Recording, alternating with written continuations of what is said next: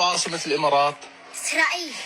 مبارك. إسرائيل علمتها. حصلكم تنزلون مقاطع ويلكم يا العرب ميتين جوع.